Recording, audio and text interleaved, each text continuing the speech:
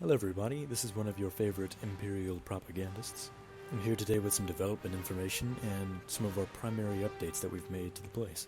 I apologize if I sound a bit monotonous, I've got a bit of a cold right now, so please bear with me. Now, as you all may know, we are working on probably one of the most ambitious projects in this entire genre. So with that in mind, I would like for you to bear with me as we wait. So please do try and keep in mind that while you wait, we wait as well. So, we're all in the same boat. Now, one of the primary things that you might notice if you've been following our project for a while is that we've added in thirst and hunger and other statistics that might be useful towards immersion. So if you're paying attention to this clip here, you'll notice those things exactly. Another detail that I'd like to point out is that pit right there, and we'll have some explanation here shortly. So again, just bear with us.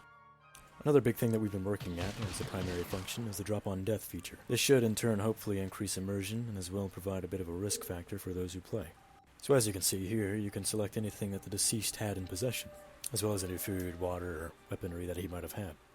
And again, I would like to reiterate that this is all a work in progress, so you'll have to pardon the lack of bravado.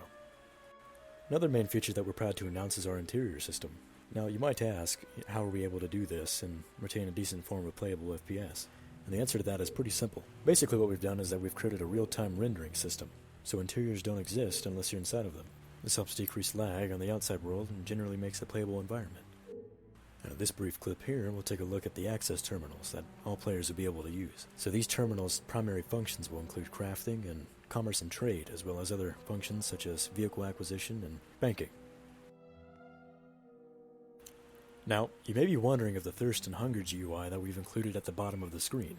Well, with that in mind, we have decided to incorporate the usage of the classic moisture farms in order to alleviate the issues. Moisture farms will of course be deployable and demand some basic resources such as power cells in order to produce water.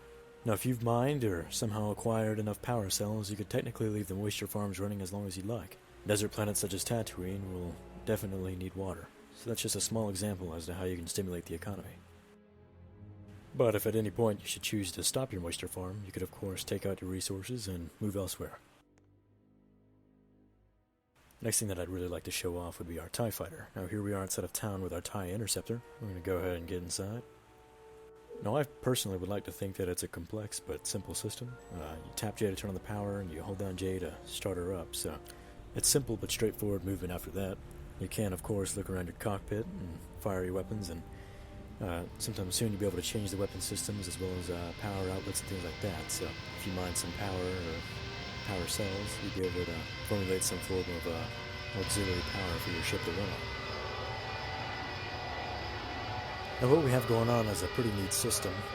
We are obviously including X-Wings and regular TIE fighters, but we intend to include other variations of starfighters throughout the galaxy, as well as big, large capital ships, but I'll get more on that in another video. So let's go ahead and try and find our way back to town so that way I can land and show you guys another feature. Like the other videos have stated, the maps are going to be pretty straightforward, but pretty dynamic in the sense that players can basically control them, fight over resources, create their own factions, and things like that.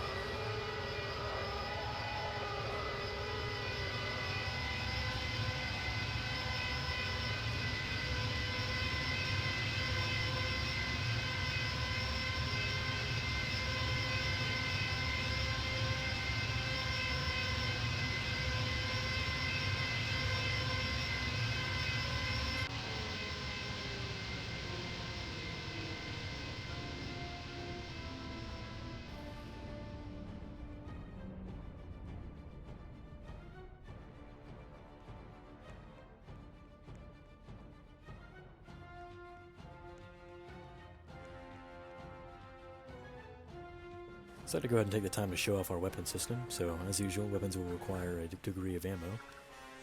These will come in the form of power cells that you can drop, pick up, things like that. And of course there's going to be quite a variation of weapons and grenades and launchers and things like that for you to use.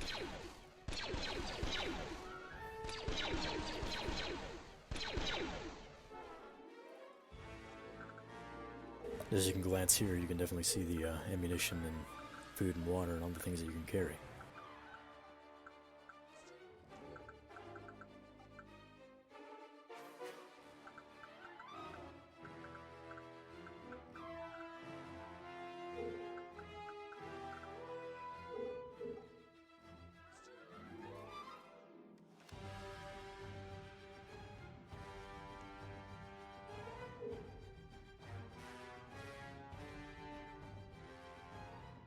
We have several new features coming up as well, so in conclusion I would just like to say that it's been quite the experience so far, and you guys are definitely going to enjoy what we're about to put forth.